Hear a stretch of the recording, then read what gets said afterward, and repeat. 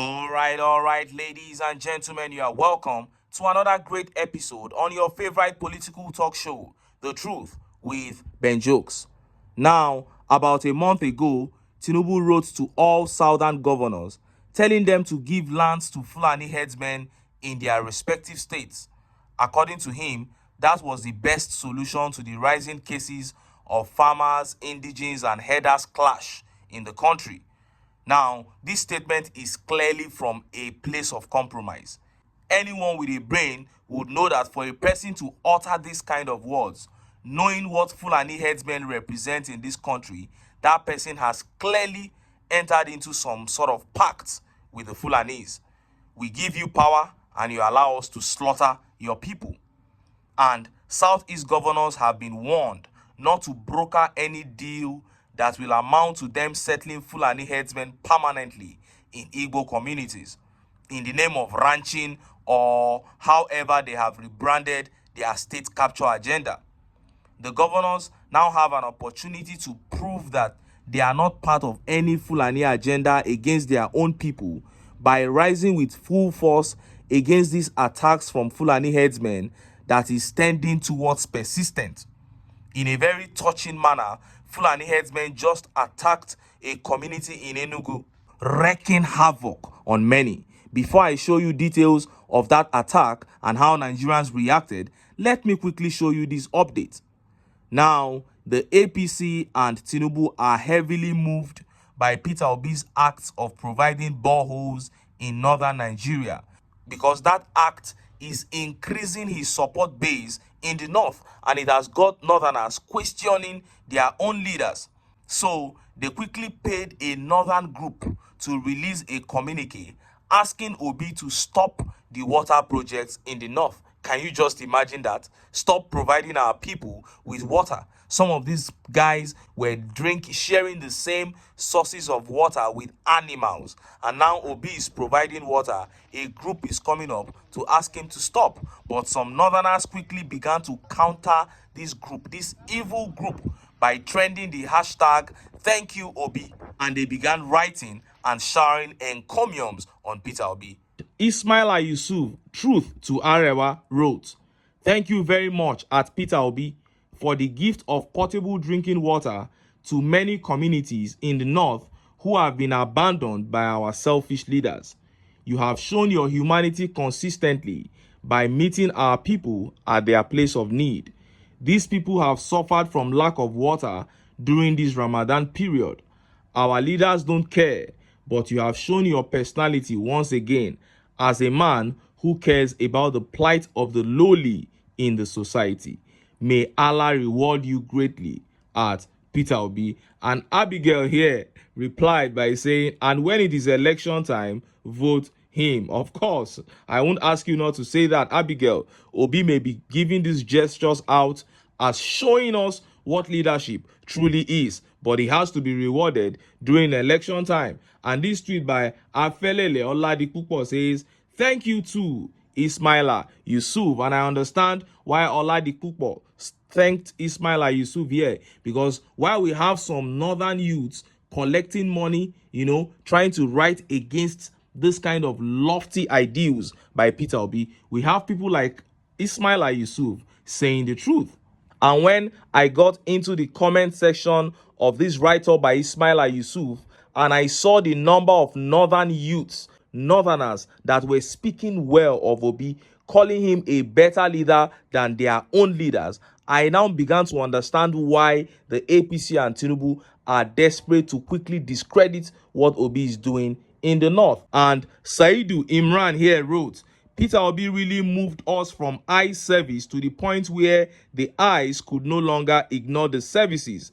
The people of Nasarawa, FCT, Niger, Plateau, Sokoto, Gombe, Kano, Bauchi, Kebbi, Agege are saying, 'Thank you, Peter Obi.'" Now, let us look at that attack by Fulani headsmen on Enugu communities. Look at how the papers reported it. Breaking: armed herdsmen return to Enugu communities, kill church leader, abduct others. Suspected Fulani bandits have killed a catechist of the All Saints Anglican Church Onitsha Ebia Ikem Ishiuzo local government area of Enugu State, Mr. Chinanza Odumejiogu. They also kidnapped 2 other victims who are still in their custody, reporters gathered on Tuesday. The attack, it was further learned, started on Sunday when the Fulani bandits allegedly ransacked Ikem communities. Among those they abducted are one Mr. John Ede and his daughter, whom they reportedly abducted at the Umueje Ikem Ekiti on Monday morning in their farm. The community, which is the headquarters of Issues or local government area of Enugu State, is currently under siege. Residents who spoke to Sahara reporters on Tuesday revealed. According to local sources, the bandits on Sunday night abducted one Mrs. Benedicta Aboyi at her home in Ikemuno, behind Ikem General Hospital, but she escaped following return of fire from the police, soldiers, and the neighborhood watch vigilantes in the community. The Anglican catechist was reportedly kidnapped in his farm on Monday morning with his son, who escaped with bullet wound on his leg and is presently receiving treatment in a private hospital together with Mrs. Aboyi, who escaped on Sunday night.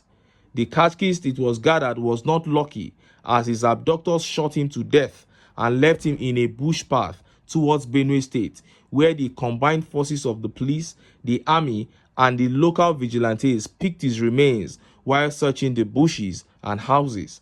As we speak, his corpse has been deposited at the morgue in Ikem, one of the sources told reporters. An eyewitness, who gave his name as Agbo Celestine, narrated that a young girl who saw the motorcycle which was snatched by the bandits broke the news of the kidnappers, adding that there were 4 men wielding AK-47 rifles. She was the one that told us the road they followed, and that was how we recovered the corpse of the catechist. But the woman who escaped from them on Sunday night said there were 7 in number. She is the one who identified them as Fulani. The woman escaped because they were shooting and we were returning with our own shooting. So the kidnappers thought we were closing in on them and they released the woman and ran away, a security source corroborated. Meanwhile, reporters' efforts to get the reaction of the Enugu State Police Public Relations Officer, Daniel Undukwe, were unsuccessful as he did not take his calls as at the time of filing this report. They never take their calls. They never take their calls nor return their messages. This is not a joking matter. This is a very, very serious matter. If you look at the manner of this attack, you would see that those Fulanis behaved as if they were on a very familiar turf. As if it is a place they know very well. They are picking this one from here, picking this one from there. And this is where the Southeast governors have to come in. This is an acid test for the Southeast governors. We don't want to see issues swept under the carpet. When things like this happen, all hands have to be on deck, because this was how they kept on sweeping issues under the carpet in places like Benue and Plateau State, and they have become what they are today. If you go to Enugu today, it is still very peaceful as ever, as if nothing is happening. But in these communities, look at Kogi State. Look at the kind of ugly reports that are coming out of Kogi State. In fact, the gubernatorial candidate of the SDP is asking that a state of emergency be declared in Kogi because of the killings by Fulanis. The people in Lokoja, the capital city, and in places like Ayingba, they are just going about their businesses. Meanwhile, in the communities, in the exteriors, these Fulanis are just slaughtering people.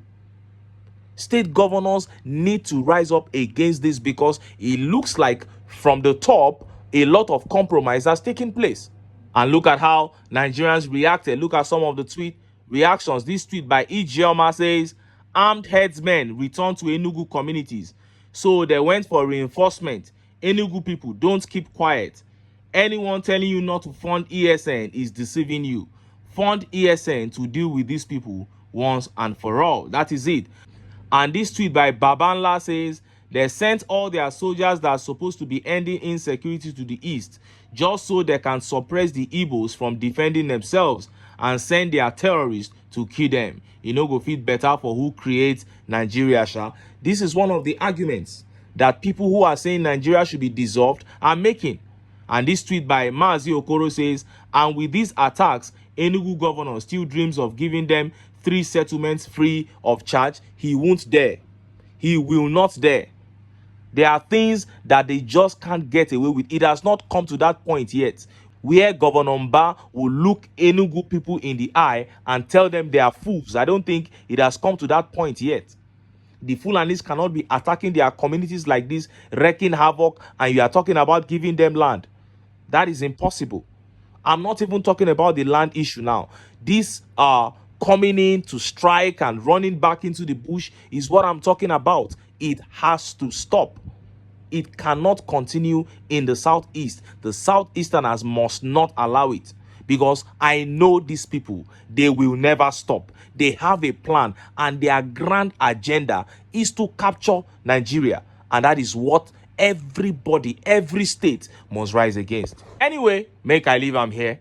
Make I still enter town. Make I go get some ogbonge political news wey una go like. Why? Because of una na I dey here. So don't go away. Don't go away.